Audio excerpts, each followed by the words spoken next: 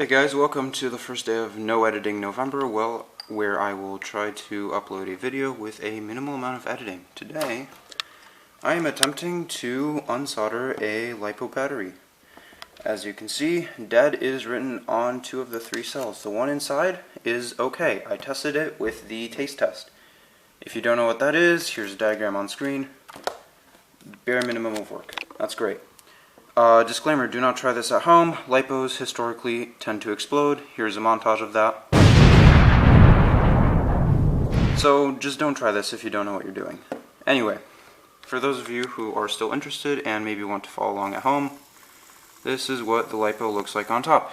Basically, this is a 3-cell LiPo. As you can see, oh shoot, my focus it's super wonky. Sorry. There are 3 cells in this LiPo. There's 1, 2, 3. So these little plastic things is its own little battery, and they're all connected together in series as per the diagram on the right side. And what you will notice is that there is a connector that connects to the positive terminal and the negative of all the batteries. That is used for charging and balancing, and it can also help you figure out which batteries are dead if you don't necessarily want to sacrifice your tongue.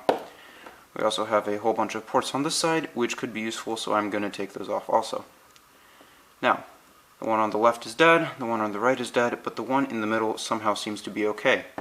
The way this one broke is apparently my RC helicopter decided to randomly short circuit while taking off, and 2 of the 3 battery cells decided to start smelling like very delicious candy, which is not a good sign. So what are we going to do about that? Each one of these cells can hold 3.7 volts, which can make this center cell remarkably still useful for several projects, since it should have still a capacity of about 2 watt-hours, which is quite nice for, say, a portable charger, or for use with an Arduino. Now, how are we going to take it off?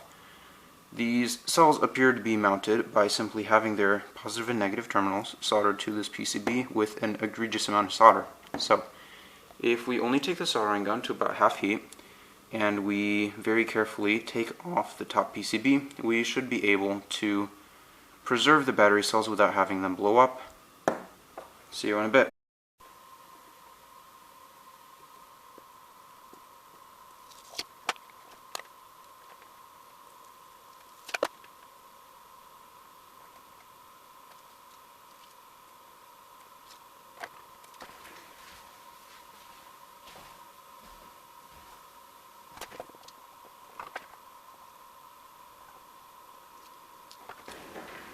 Okay, and there you go. That is a single 3.7 volt lithium polymer battery.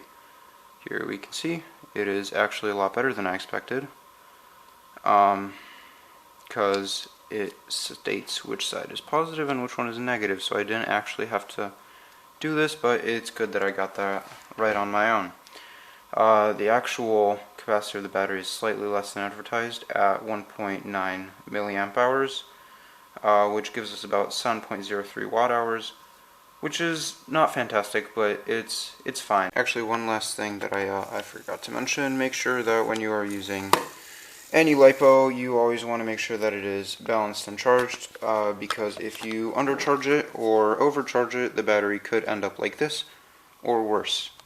I'm actually going to save these instead of recycling them, because I want to see how dangerous they can be if handled improperly. So I'm going to try and install this in probably an old mobile device. We'll see, and then see how terribly things can go wrong if we don't under and overcharge protect them.